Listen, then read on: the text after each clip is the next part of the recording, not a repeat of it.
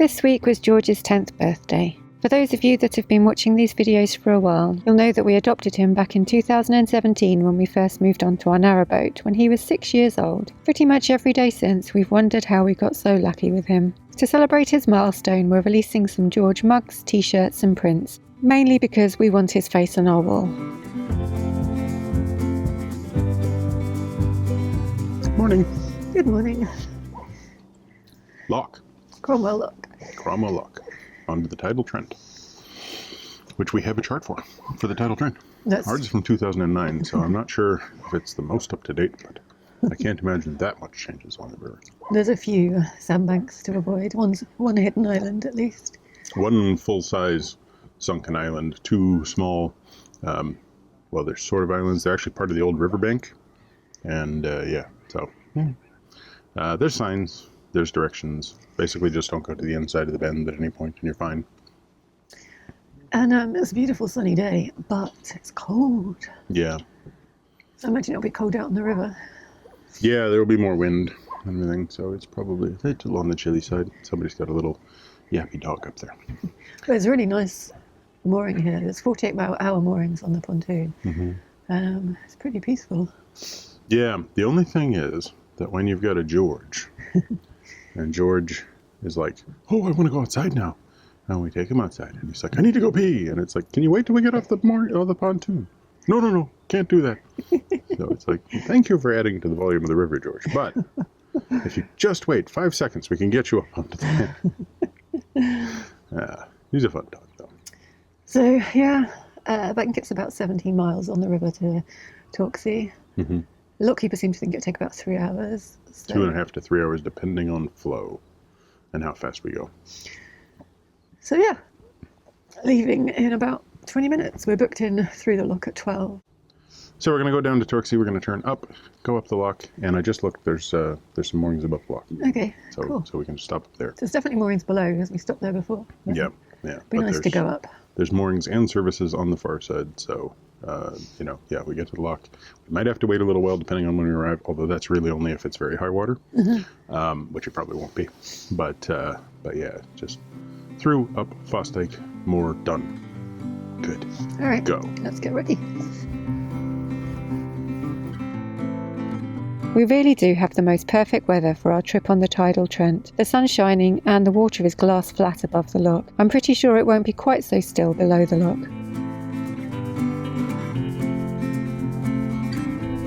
From the mooring we see the traffic light change from red to green, so we head on towards the lock. The boat moored next to us is doing the trip too, so we'll wait for them there.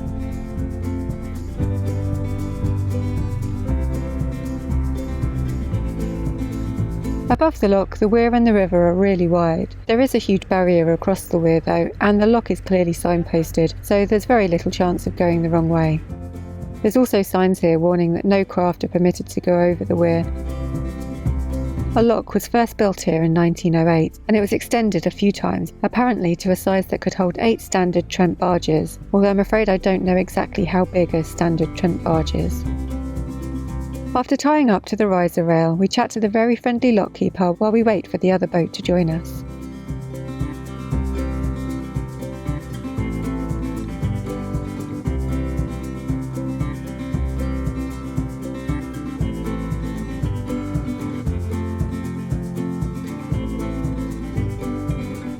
Once they're secure, the lockkeeper shuts the gates behind us and we can begin our descent. We've been on the Tidal Trent before, both ways between Kidby and Torksey, so I'm not as nervous as I usually am before going out onto a tidal river. I do still find these huge locks pretty intimidating though.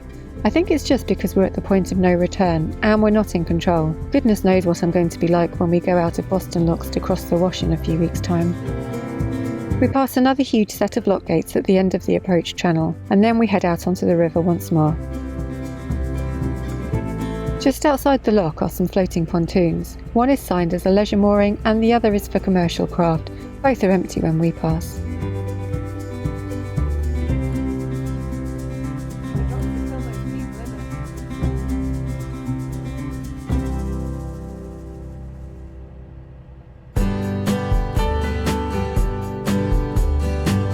In In the lockkeeper told us that the tide is about 2 foot higher than normal today. This should mean that we should have no issues with the sandbanks or shallow sections, although that isn't going to stop me making sure Michael complies with the instructions to the letter on the chart we're following.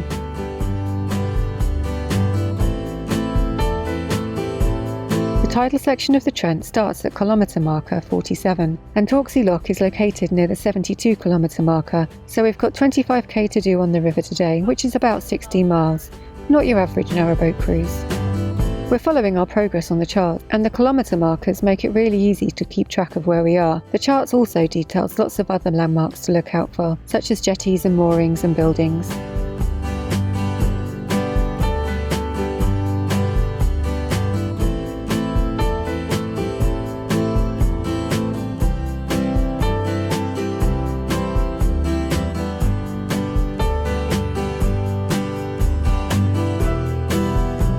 I was wrong about the water being less still down here. It's glass flat.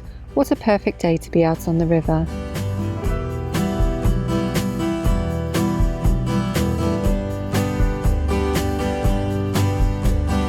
The structure ahead is the wharf at Beesthorpe. There are sand and gravel quarries here, and the conveyor carries the extracted material to where it can be dropped into barges.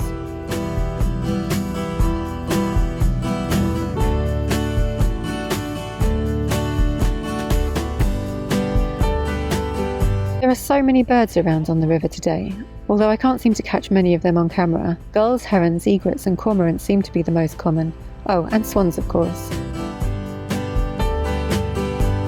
According to the chart, we're travelling past Goose Gap, but I'm pretty sure those are egrets, not geese.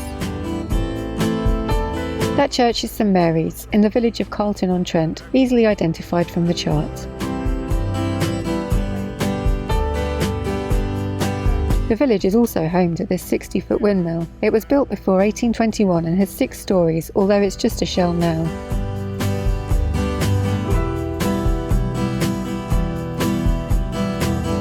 George is acting as lookout to make sure we keep the other boat in our sights for the whole of the trip. It's good to be doing this trip with another boat in case either of us gets into difficulty.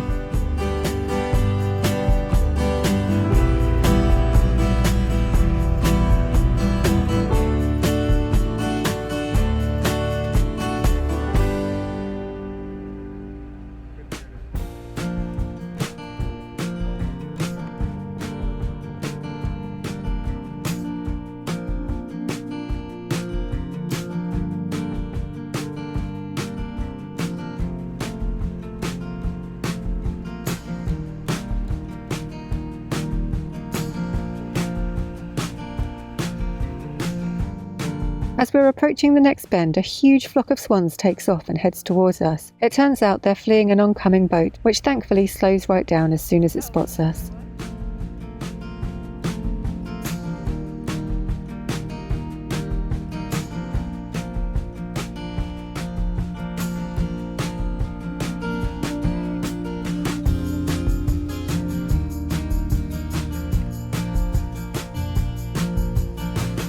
Before the other boat came along, these cows were paddling in the river, although I'm wondering if it's the swans that spooked them more than the boat. They made quite a racket.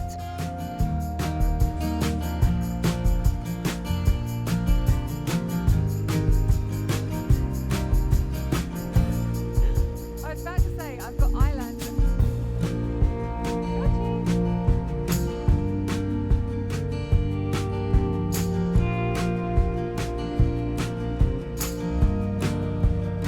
We reach the first warning sign, which informs us we're about to pass a sunken island. It instructs us to keep left, so we move right over to hug the outside of the bend.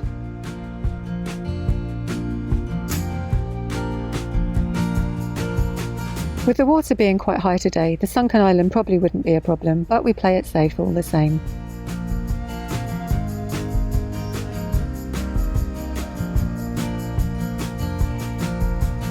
We reach the sign for the boats coming in the other direction, which means we must have passed the sunken island by now.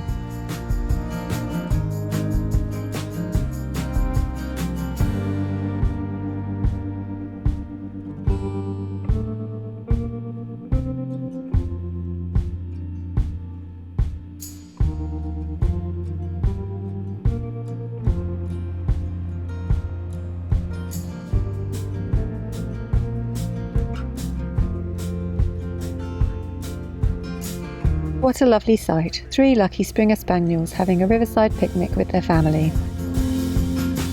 Around the next bend we see the water ski wharf, and a boat has just been lowered into the water. It proceeds to take a short test drive along the river past us at speed. Its significant wake makes life a little uncomfortable for us. I'm not sure why the driver thought it was a good idea to pass so close to us at such a high speed.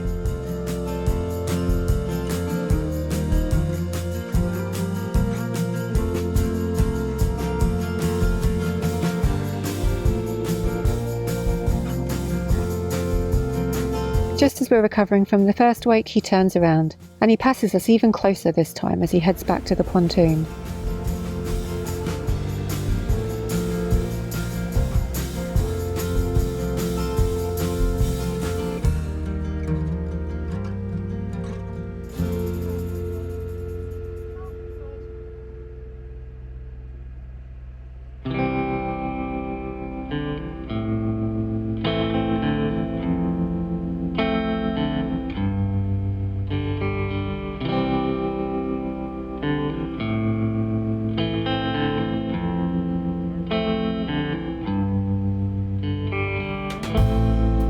On our chart, this building is marked as the Jetty Marshal's parlour. I assume that literally means it was the private rooms of the Jetty Marshal. How grand sounding.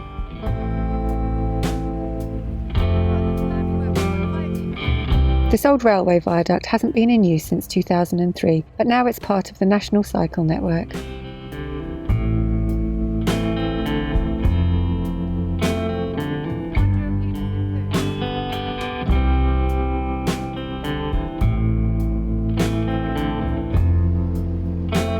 This pylon is either being assembled or dismantled. Either way, the cables that are draping on the ground are not exactly where they should be.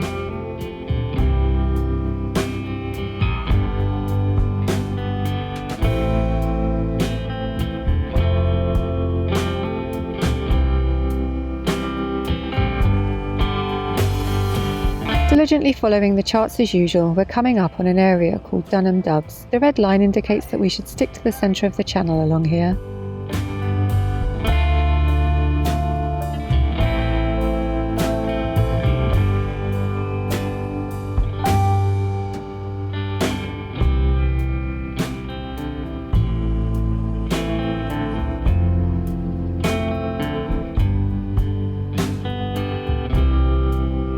Around the 65-kilometre marker, there's actually some visitor moorings on this pontoon, which is quite unusual for a tidal river section, and it's a pretty safe mooring as the pontoon will rise and lower with the tide. There are 2 bridges here at Dunham. The first is a pipe bridge and the second a toll bridge, and they both span the border between Lincolnshire and Nottinghamshire. The toll bridge was opened in 1832, and before that there was a ferry crossing here. The original toll was apparently £0.50, and today it will cost you 40 pence for a car, although you can walk across for free.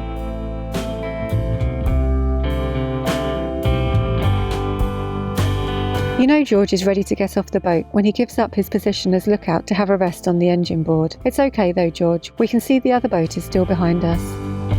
We can see the chimneys of the Cotton Power Station now, so we know we're not too far away from Torksey. Just 6 kilometres left to go now, although according to the charts there are still some shallow sections for us to navigate past.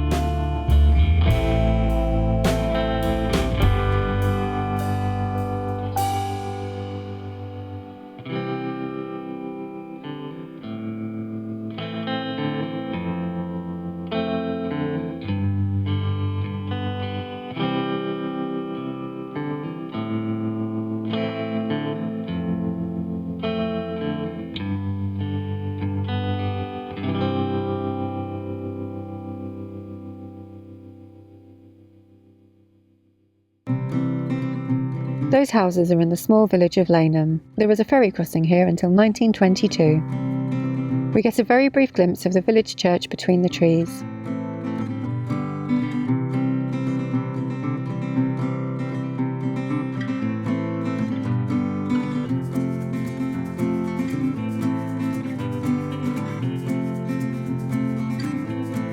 That's most of the shallows past now, and ahead is Butler's Island.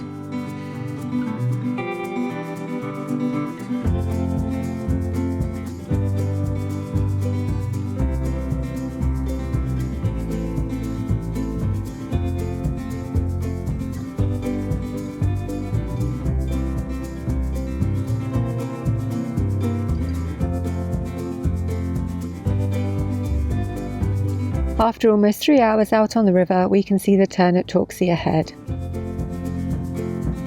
There's a short channel below the lock that will take us onto the Foss Dyke, and there are some visitor moorings here. This is where we stayed when we came up the Trent last year from the other direction, but this will be our first time up the lock. The lockkeeper at Cromwell Lock called ahead to let the locky here know that we were on our way, so of course we have the green light and the lock is wide open for us.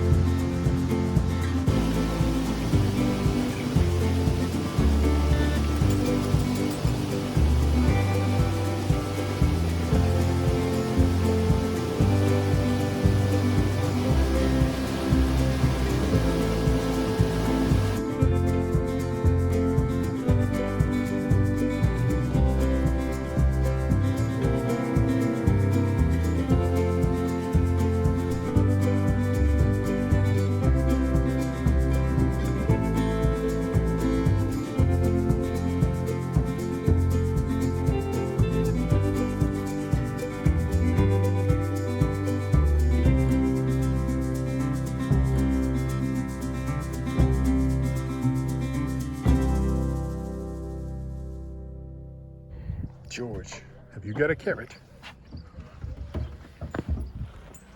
Did you find a carrot? Where's your carrot? Are you keeping that carrot?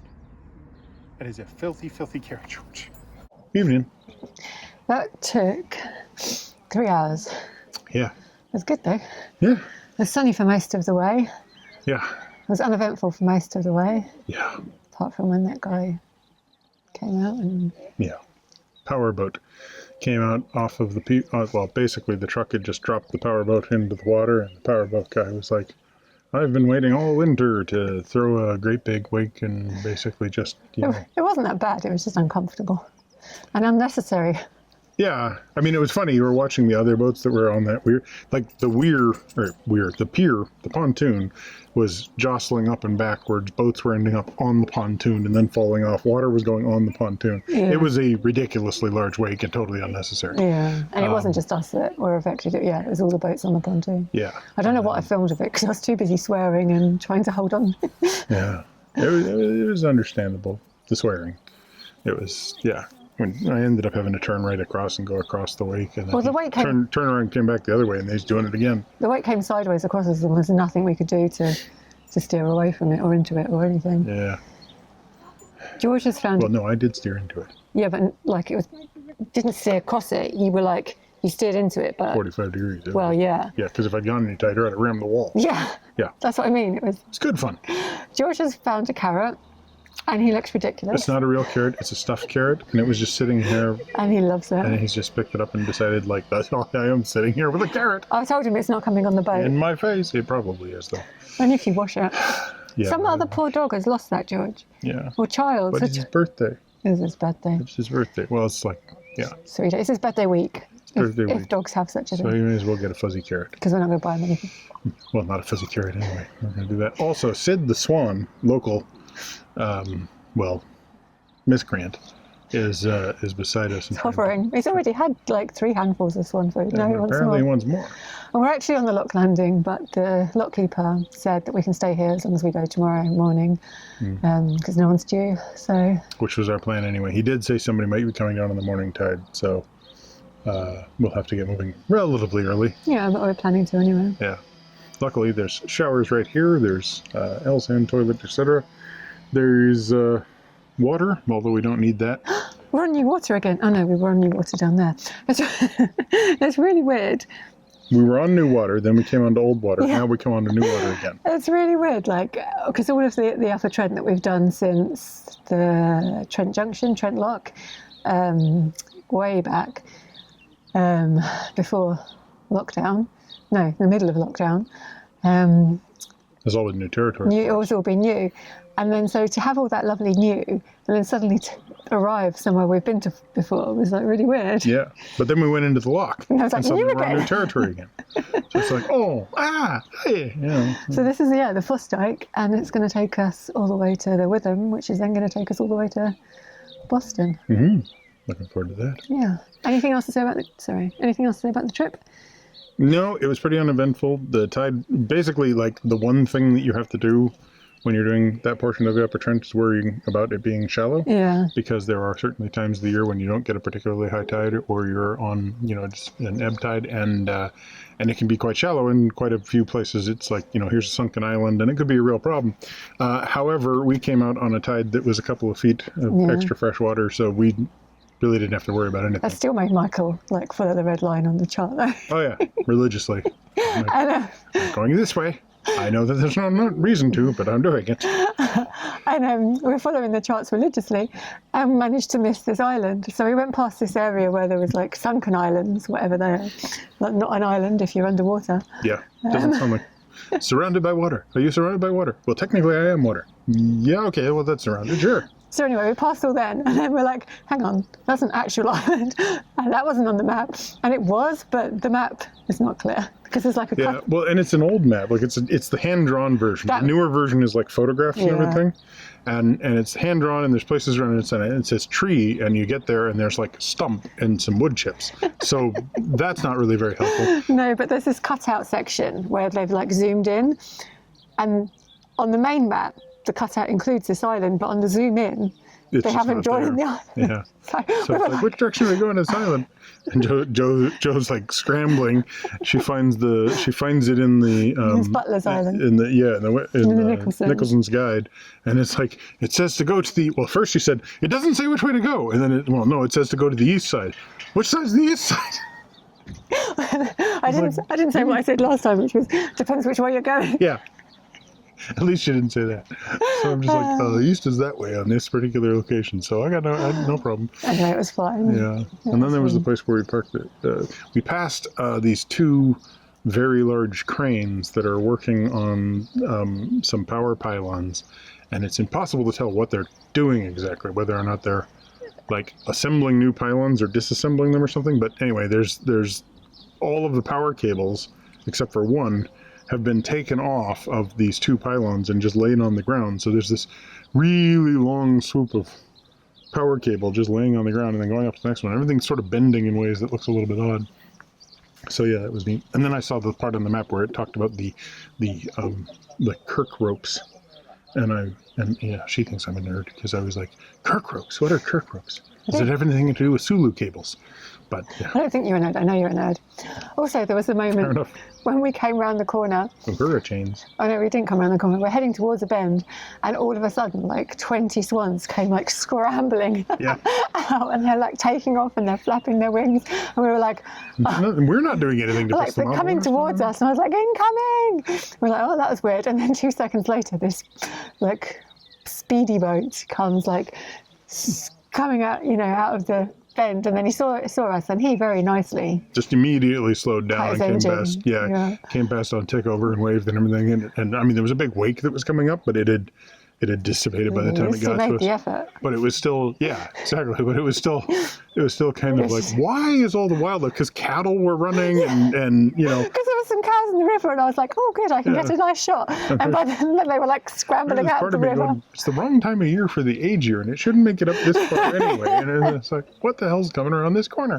And then I was looking at the map, trying to figure out if there was something going on. I couldn't hear the engine over our engine, so I'm looking at the map, and then I look up, and there's this white boat just, at this funny angle. He hasn't quite seen us yet, and I'm just like, oh, we're in trouble. But it was fine. Luckily, it was not. Yeah. And there was a narrow boat with us all the way, and then they've moored outside the lock because they're carrying on to Kidby tomorrow. They're going to stop in Gainsborough tomorrow.